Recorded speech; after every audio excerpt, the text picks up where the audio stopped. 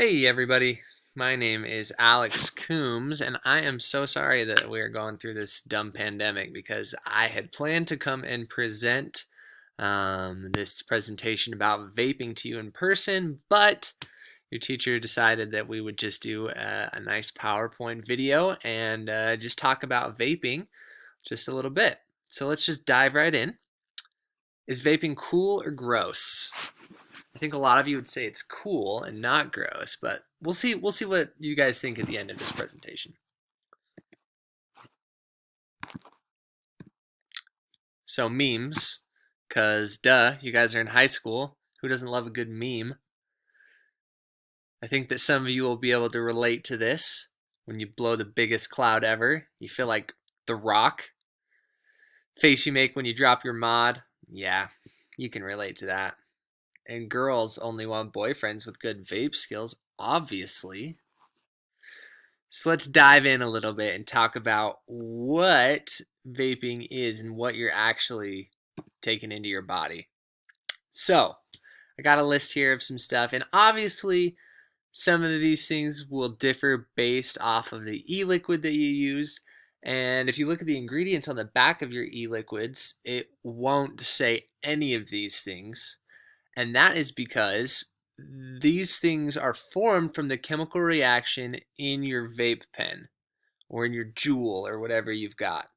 When that liquid is superheated into creating a vapor, the chemistry changes and some of these compounds are formed. So, some of them are like, for example, the fog from a fog machine, propylene glycol. You get lead, which nobody wants lead in their body. You get acetaldehyde, which is a carcinogen that is found in cigarette smoke. Um, you get toluene, which is like a paint thinner, and then you get a bunch of stuff that's like found in batteries, like cadmium, nail polish remover, like a herbicide that controls weed growth, and then nickel that's used in magnets. But the one that jumps out to me the most, that I'm sure you all heard of, is formaldehyde. Do you really want to be putting that stuff in your body? That's gross. That's what they do to use to preserve dead animals. So, what about your lungs? A lot of people will say that vaping is way better for you than smoking, and I'm not going to argue that that there are less chemical irritants and bad stuff for your body that you're ingesting compared to a cigarette. Nobody's arguing that. It's just like saying, well, if I jump off a 4-story building versus a 7-story building, right? So the cigarette would be like the 7-story building, you're going to die, right? 4-story building, you're still going to probably die, or if not, get hurt real bad. Okay, so it's just like a difference in severity. Just because it's not as bad for you as cigarette smokes doesn't make it good for you. Some things that happen to your lungs are something called popcorn lung.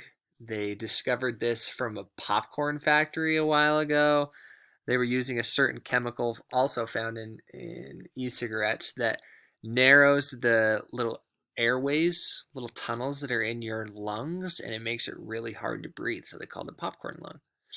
And there's something called lipoid pneumonia. So basically, that is a pneumonia caused by like the oily substance found in a lot of e-juice that causes a pneumonia in your lungs. And then you can also get something called a pneumothorax. When you're ingesting this like hot vapor, it can cause, even if it's not hot, it can cause irritation on your lung and cause like these little blisters. And if those blisters pop, it can form like a little crack in it, which allows air to leak out. And a pneumothorax is when your lung literally deflates.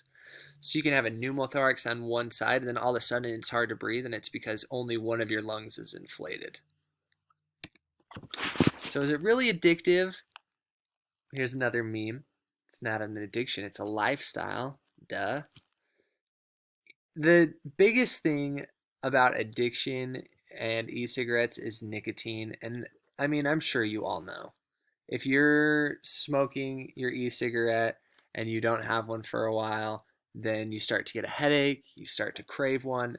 obviously it's starting an addiction or it's a full-blown addiction. And you don't want to be dependent on that. What if you find yourself without an e-cigarette or access to an e-cigarette? It's going to be really painful and really annoying and irritating if you don't have that access. And you don't want to be in that mindset. You want to be able to be free from that.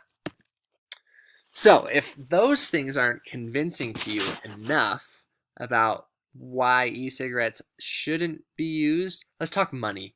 This is something everybody can understand, right?